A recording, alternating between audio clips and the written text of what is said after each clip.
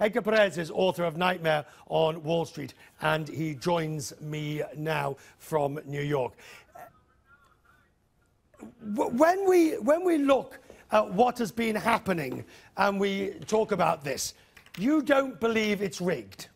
Richard, the markets, if we follow that definition of rigged, it could be rigged from the moment we started trading stocks. Because remember, when there were some wars and people expected prices to go down, the Rothschild used pigeons to transmit the information from one place, from the battlefield, to the trading financial centers, and they were able to trade ahead of other people.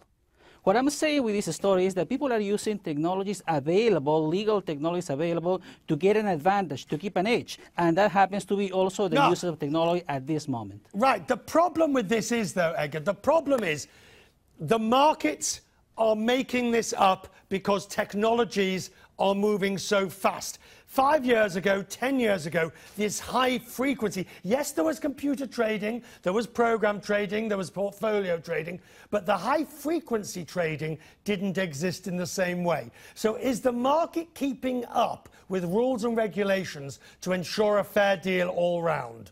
Well, when high frequency traders are born because of regulations, remember, 2005, that's where we had a big change in the U.S. stock markets when we allowed this competition. 40 years ago, we only had the New York Stock Exchange. Then we had NASDAQ. Now we have three exchanges. We have many dark pools, many different venues, broker-sponsored venues also for people to trade. So there is more competition.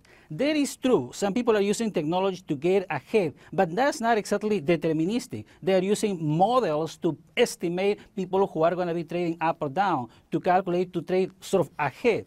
But that's discounting the fact that people are paying less in commissions. So if you talk to a retiree, he will say, yes, I might pay 1 penny more for my share, but when I'm buying this, but at the same time, they're paying less in commissions. And that's something recognized by also the mutual fund complexes. No. As a matter, you're talking about practicalities, Edgar. You're talking about, I might pay a penny more for a stock, for a share, but I'm paying less on the commissions. But that's the effect of deregulation. On a matter of strict principle, is it right that a high-frequency trader gets to go to, not only gets to the front of the queue, pushes ahead of you because of technology, but in doing so, as a matter of principle, can push up the price of the stock? Well, what I'm saying is that the high-frequency trading doesn't know that's going to happen for sure. They have models. They're estimated that certain people will be trading this stock, and therefore they're estimated the price they're expecting to pay. So they are giving an offer or an order that is going to go before this person. So they might be wrong, they might be right. They have the technology to be faster, and most of the time, that's true, they are right. That's why they are making millions of dollars. Well then they should be stopped. Or at least the rules should balance it out. Because if they know in reality, whatever the theory, if they know in reality they are going to be able to push ahead to the front of the line, push up the stock, and somebody else has to pay for, I think you have to accept that is not a fair game. Richard, I would encourage you to read my book, Knightmare on Wall Street, where we talk exactly about these type of situations. As I said, high-frequency traders are using technology that is available to any financial player. I'm a retail investor, and I really don't complain because the fact that I'm getting more liquidity in the markets is thanks to the technology advances of the last decades. It's true. My people might say, oh, you're getting ahead of the queue and you're paying less for that, or you're increasing the price for other people. But again, that's happening because it's not deterministic. It's just a possibility that you're going to be able to get ahead of the queue.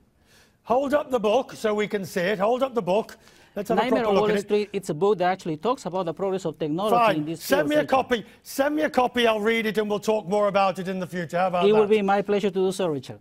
Lovely. Thank you very much. Edgar joining me there. Well, I got a free book out of it, if nothing else. I may lose out on my stocks and my shares and my pensions on what Michael Lewis calls as a rigged market, but at least I got a free book.